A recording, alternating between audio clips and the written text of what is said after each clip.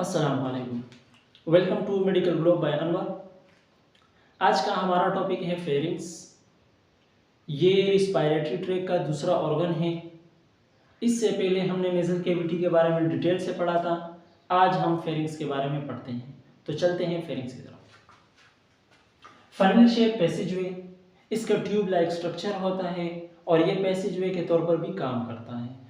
मिसाल के तौर पर जब हम सांस लेते हैं, जो एयर एंटर होती है नेजल कैविटी से, देन वो फेरिंग्स से पास होती है।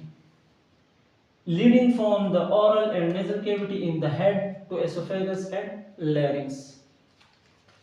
ये हमारे पास हो गई नेजल कैविटी, ये हमारे पास हो गई ओरल कैविटी। ठीक है, इसका जो पिछला वाला हिस्सा है वहां से फेरिंग स्टार्ट होता है और कहां पे खत्म होता है, एसोफेगस एंड लैरिंग्स। ये हमारे पास जो फेरिंग्स से जो नीचे वाला हिस्सा है, जो फेरिंग्स के बाद जो ऑर्गन आता है उसे हम लैरिंग्स कहते हैं। तो फेरिंग्स का जो नीचे वाला हिस्सा होता है जहां पर खत्म होता है उसे हम क्या कहते हैं, लैरिंग्स या एसोफेगस। एसोफेगस खुराक की नाली जिसे हम कहते हैं। लेंथ जो है इसकी, टोटल लेंथ, फेरिंग्स की जो टोटल लेंथ है वो है 12.5 सेंटीमीटर। इसकी स्पेसिफिक लोकेशन क्या है, location begins at the base of skull and ends at 6 cervical vertebra. ये जो हमारी स्कल है उसके बेस से स्टार्ट होता है और ख़त्म होता है C6 वर्टेब्रा पे। जिस तरह हमारा जो स्पाइनल कॉर्ड है पीछे का, वो स्टार्ट होता है C1, C2, C3, C4, C5 और C6। तो ये C6 पे ख़त्म होता है। Function both respiratory and digestive.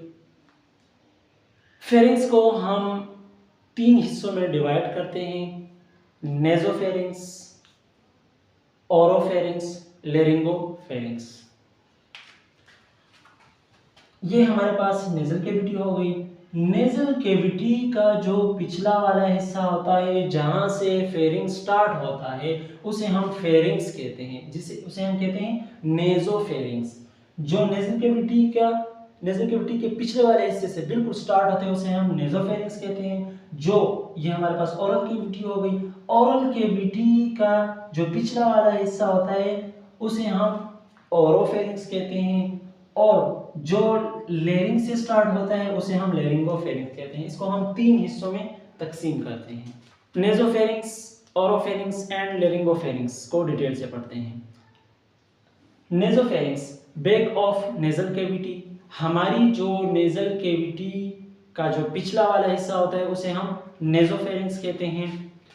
Connected with oropharynx below with a passage called isthmus. जहां पर नेजोफेरिंग्स और ओरोफेरिंग्स आपस में कनेक्ट होते हैं, इस कनेक्शन को हम इस्थमस कहते हैं, इस पार्ट को हम इस्थमस कहते हैं। ये हमारे पास है नेजोफेरिंग्स और ये हमारे पास है ओरोफेरिंग्स। इन दोनों के दरमियान जो पार्ट है जहां पर ये कनेक्ट होते हैं इस जगह को हम कहते हैं इस्थमस। फंक्शन रिस्पायरेशन का है इसका, नेजोफेरिंग्स का। ओरोफेरिंग्स, ये मिडल पार्ट है किसका, फेरिंग्स का। ये हमारे पास यहां से लेकर यहां तक है फेरिंग्स। इसका जो बीच वाला पार्ट है इसको हम ओरोफेरिंग्स कहते हैं। Located between soft palate and epiglottis. हमारी जो ओरल कैविटी है इसके ऊपर एक हार्ड पैलेट मौजूद होता है, इससे पीछे सॉफ्ट पैलेट मौजूद होता है। वहां से सॉफ्ट पैलेट से ओरोफेरिंग्स स्टार्ट होता है, एपिग्लोटिस पे खत्म होता है। मतलब हमारी जो ओरल कैविटी है उसके बिल्कुल पीछे वाले हिस्से को हम ओरोफेरिंग्स कहते हैं। लेरिंगोफेरिंग्स या हाइपोफेरिंग्स, इसको हम लेरिंगोफेरिंग्स भी कहते हैं और हाइपोफेरिंग्स भी कहते हैं। मोस्ट डिस्टल पार्ट, सबसे लास्ट वाला पार्ट है, located between epiglottis and C6 continuous with oesophagus below. ये बिल्कुल लास्ट वाला पार्ट है और ये एपिग्लोटिस से स्टार्ट होता है और C6 वर्टिब्रा पे खत्म होता है। ये हमारे पास है लेरिंगोफेरिंग्स या हाइपोफेरिंग्स। ये कहां से स्टार्ट होता है, हमारा जो ओरोफेरिंग्स था वो एपिग्लोटिस पे खत्म हुआ था और फिर जस्ट यहां से स्टार्ट होता C6 पे ये ख़त्म हो जाता है, इसको हम लेरिंगोफेरिंक्स कहते हैं। और ये कंटिन्यू होता है, एसोफेगस से कनेक्ट होता है, जिसे हम खुराकी नाली कहते हैं। फिर आते हैं यहाँ पर oropharynx and laryngopharynx are passage common to both digestion and respiration. Nasopharynx, oropharynx और लेरिंगोफेरिंक्स का जो काम है, इन दोनों का कॉमन है किस चीज़ पे? डाइजेशन पे और रिस्पायरेशन पे। मतलब ये दोनों काम करते हैं, रिस्पायरेशन का भी करता है और डाइजेशन का भी करता है। वाल्स ऑफ फेरिंक्स, हमारे पास फेरिंक्स के 3 वाल्व होते हैं, म्यूकोजा, सब म्यूकोजा और मसल लेयर। सबसे पहले आते हैं म्यूकोजा की तरफ। मोस्ट इनर लेयर, सबसे अंदर वाली लेयर जो होती है वो म्यूकोजा होती है। कैसी होती है? ये स्ट्रैटिफाइड होती है, स्क्वेमस एपिथेलियम। म्यूकोजा जो है ये म्यूकस को सिक्रीट करता है। जब हम सांस लेते हैं, जो एयर इंटर होती है हमारी नेजल कैविटी में, दिन जब वो फेरिंक्स से पास होती है तो जो म्यूकस है और जो एयर में डस्ट पार्टिकल्स होते हैं या ड्राई एयर होती है, जब वो म्यूकस से पास होती है तो वो ह्यूमिडिफाई होती है और क्लीन होती है, दिन वो लेरिंक्स से पास होती है। सेकेंड नंबर पे है सब म्यूकोजा। ये मिडल लेयर होती है, जो दरमियानी दीवार है फेरिंक्स का, कनेक्टिव टिश्यू से, ये कनेक्टिव टिश्यू से बनी होती हैं। Contain blood, lymph, vessels and nerve. इसमें लिम्फ होते हैं, वेसल्स, नर्व।